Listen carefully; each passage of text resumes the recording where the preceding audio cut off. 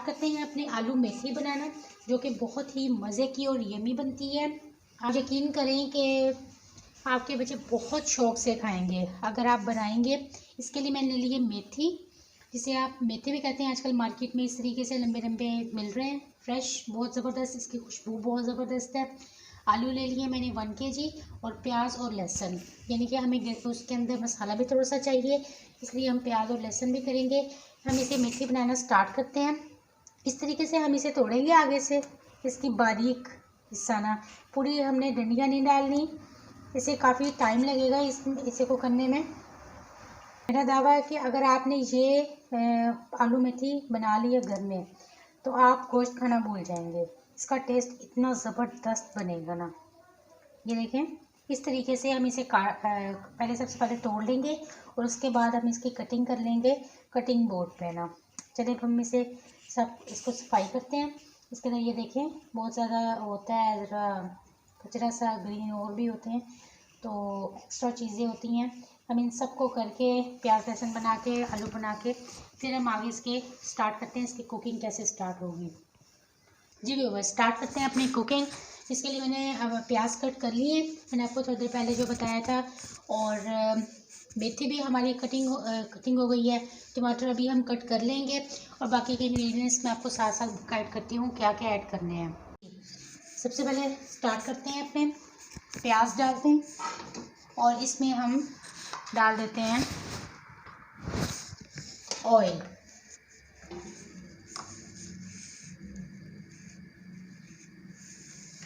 بس انف ہوگا اتنا۔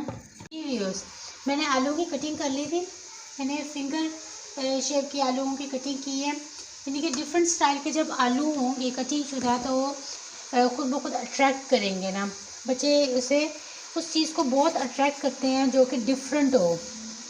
آپ اس طریقے سے ڈفرینٹ کٹنگ کریں، اور دیکھیے کیسے وہ شوق سے کھائیں گے، بلکہ نیکسٹ ٹائم آپ سے فرمائش بھی کریں گے نا۔ جی ہمارا پیاز ہو گیا لائٹ سا گولڈن۔ اب ہم اس میں ڈالیں گے دال چینی، تو دال چینی ڈالتے ہیں، اور اس کی تھوڑی سی خوشبو آ جائے اس میں ہم ڈالیں گے نمک 1 ٹیبل اسپون، لال مرچ پاؤڈر 1½ ٹیبل اسپون، سوکھا دھنیا 1½ ٹیبل اسپون، اور ہلدی پاؤڈر یہ بھی ½ ٹیبل اسپون۔ اس میں ہم ایڈ کر دیں گے، اور اس میں تھوڑا سا پانی بھی ڈال دیں گے، تھوڑا سا اس میں پانی ڈالیں گے تاکہ اس کی گریوی اچھی سے بن جائے۔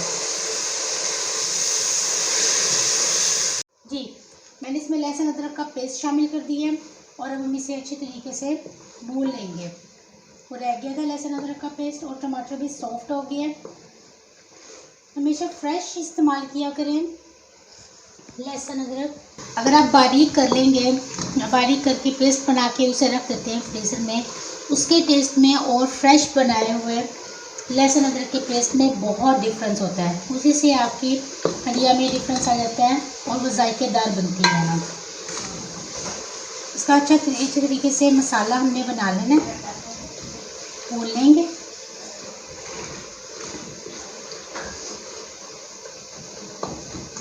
آج کل چونکہ فریش آ رہے ہیں پیاز، پانی والا ہے، تو وہ ایزیلی اس کا مسالہ بن جاتا ہے نا، ادروائز ہمیں اسے گرائنڈ کرنا پڑتا ہے، یا پھر ہم اسے پریشر دے کے اسے باریک کرتے ہیں۔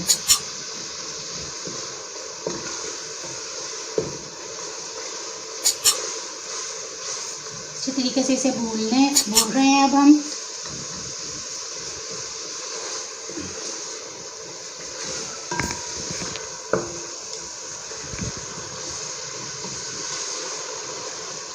تاکہ ہماری جو مرچیں ہیں وہ بھی بھون جائیں۔ جی بس ہماری بہت ہی فائن سی گریوی تیار ہو گئی ہے۔ اب ہم اس میں اپنے میتھی میں نے واش کر لی اچھی طریقے سے، اس میں ریت بھی ہوتی ہے نا، کیونکہ یہ ہوتی ہے زمین کے ساتھ، تو اس میں کافی زیادہ مٹی وغیرہ ہوتی ہے، اسے اچھے طریقے سے واش کیجیے۔ جی ویورز، آپ دیکھ سکتے ہیں کہ ایسے میں جب ایڈ کی تھی اس میں تو کتنی ساری تھی نا، اب یہ تھوڑی سی ہو گئی ہے نا، ایسے ہی اتنی زیادہ لگتی ہے لیکن ہوتی نہیں ہے نا، پھولی ہوئی ہوتی ہے۔ 5 منٹ ہو گئے ہیں مجھے اسے بھونتے ہوئے، تو بس اب ہم اس میں اپنے آلو ڈال کے اسے دم دے دیں گے۔ بسم اللہ الرحمن الرحیم۔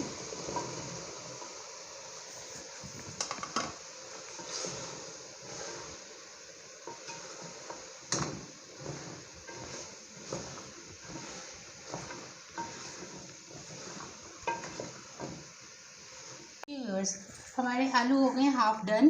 اب ہم اس میں ڈال دیں گے پھینٹا ہوا دہی، جو کہ میں نے لیا ہے 1/3 کپ۔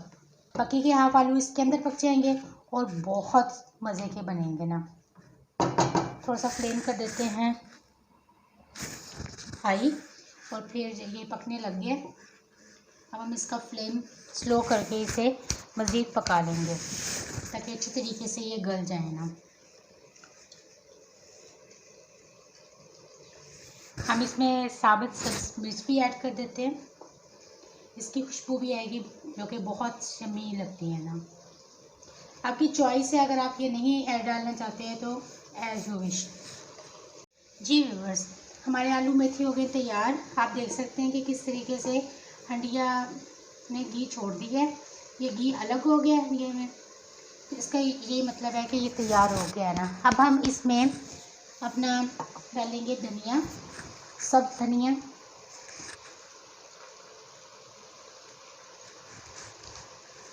ضرور ٹرائی کیجیے گا، اپنا فیڈ بیک بھی ضرور دیجیے گا۔ جی اب ہم اسے نکال لیتے ہیں اپنی سرونگ ڈش میں۔ ماشاءاللہ سے کیا زبردست خوشبو ہے۔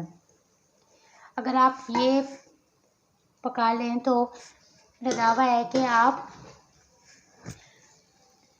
مرغ مسلم کھانا بھول جائیں گے نا، اتنی زبردست خوشبو ہے ماشاءاللہ سے۔ جی ویورز، میرا تو آج لنچ تیار ہو گیا، جو کہ بہت ہی یمی آلو میتھی بنی ہے۔